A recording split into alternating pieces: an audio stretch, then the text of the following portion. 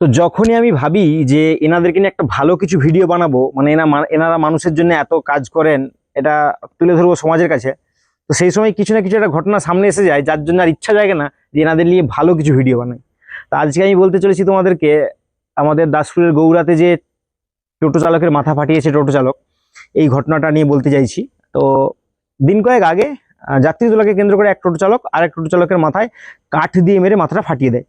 তো যিনি ফাটিয়েছেন মাথা আর যার ফেটেছে, তো যিনি ফাটিয়েছেন তিনিও থানায় গিয়েছিলেন কিছুটা সময় পরে, আর যার ফেটেছে তিনি আগে গিয়েছে।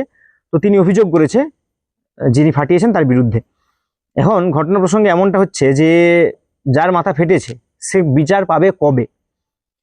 সেই ব্যক্তি আজকে ঘটনা 3-4 দিন হয়ে গেল বারবার যাচ্ছে, কিন্তু বিচার পায়নি। এখনো পর্যন্ত যিনি মাথা ফাটিয়েছেন তাকে গ্রেপ্তারই করলনি, তাকে আটকই করলনি, বহাল তবিয়তে ঘুরে বেড়াচ্ছে।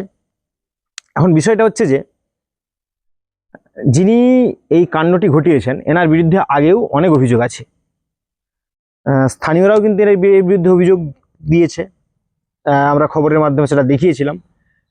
তো এই জায়গায় এই মুহূর্তে দরকার নিউট্রালি ভাবে বিচার করা, মানে যেহেতু একজনের মাথা ফেটেছে তো সেই বিষয়টাকে দেখে বিষয়টা তো একটা বিচারের পদ্ধতিতে এগিয়ে যেতে হবে, তবেই না মানুষের কাছে আপনারা মানে একটা প্রশংসার দাবিদার হবেন।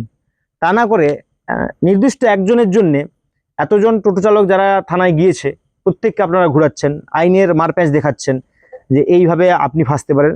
আইন সবার জন্য আছে, আইনের এমন কিছু পেঁয়াজ আছে যাতে ভালো মানুষও ফেঁসে যায়, নিরীহ মানুষকেও ফাঁসি দেওয়া যায় আইনের প্যাঁচে।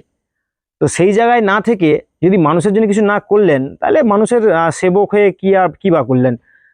যে অপরাধ করেছে তো অন্তত তার শাস্তিটা তো হোক, বড় কিছু শাস্তি নাই হোক, ন্যূনতম শাস্তিটা তো হোক, যাতে আগামীতে এই ধরনের ঘটনা না ঘটাতে পারে। কিন্তু আজ যদি সেই ব্যক্তি শাস্তি না পায়, যদি আইনের চোখে সেই ব্যক্তিটা সত্যি শাস্তি না পায়, তাহলে আগামী দিনে এরকম আরো অনেক কাণ্ড ঘটাবে।